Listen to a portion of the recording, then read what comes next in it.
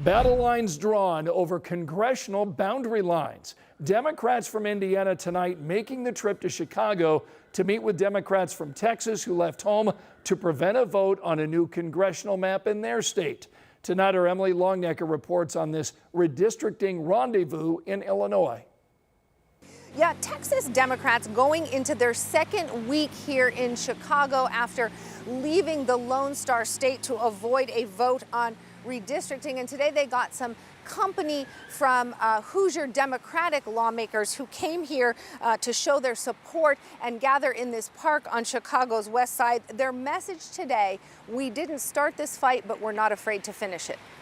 Let me tell my friends from Texas how glad I am to have you here. Chicago's MLK Living Memorial was the backdrop for Wednesday's show of solidarity from Indiana Democratic state lawmakers to their Texas counterparts. Lawmakers from both states sounded a warning bell about proposals to redraw congressional district maps, saying it poses a danger to the legitimacy of democracy. This is an effort to stifle Americans who have had enough. Texas Democratic lawmakers like Texas House Minority Leader Gene Wu fled their state 2 weeks ago to avoid a vote on redistricting after Texas Governor Greg Abbott called a special session to vote on the proposal. Redrawing the maps of Texas's congressional districts would give Republicans a chance to gain 5 more seats in the U.S. House of Representatives in the 2026 midterm elections. Unlike Indiana, Texas Republicans don't hold a supermajority in their state legislature, so at least some Democrats need to be there to vote on the redistricting proposal. So far, that hasn't happened despite threats of arrest and fines if lawmakers don't return to Texas.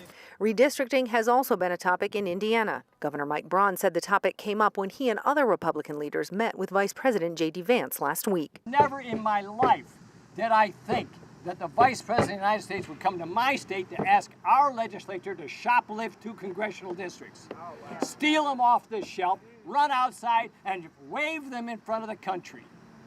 We cannot have this kind of conduct. So far, Governor Braun hasn't committed to calling for a special session, and Indiana Democrats say he shouldn't. Congressional district maps are redrawn every 10 years after a census is taken that shows population changes. To redraw them now would come 5 years ahead of schedule. This behavior that we're seeing today, we would not expect it from this country. We would expect that from a dictatorship, not from the United States of America. Indiana Democrats' visit to Chicago didn't go unnoticed by Indiana Republicans, who put out a post on X earlier in the day, accusing Democrats of, quote, running off to Illinois to fearmonger about redistricting. Indiana Republicans posted a map showing Illinois' 17 congressional districts, only 3 of which belong to Republicans, saying, quote, Indiana Democrats might want to take a look at what gerrymandering actually looks like. And no word yet or a date of when Texas Democrats could be heading home. Hoosier Democrats headed home tonight, saying today's trip was about showing solidarity and helping ignite this national conversation around the issue of redistricting. In Chicago, Emily Longnecker, 13 News.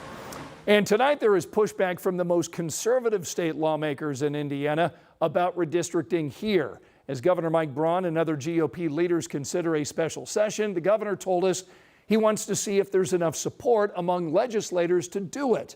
As Emily mentioned in her story, the vice president was here in our city last week to encourage it, but not everyone is on board. We have a supermajority in both House and Senate. At State House, we have the governor's office. Every elected state position is held by Republicans. So there's no need to go back in and risk any gains that we may have, that we have made in the past decade plus, to risk picking up maybe 1 congressional seat.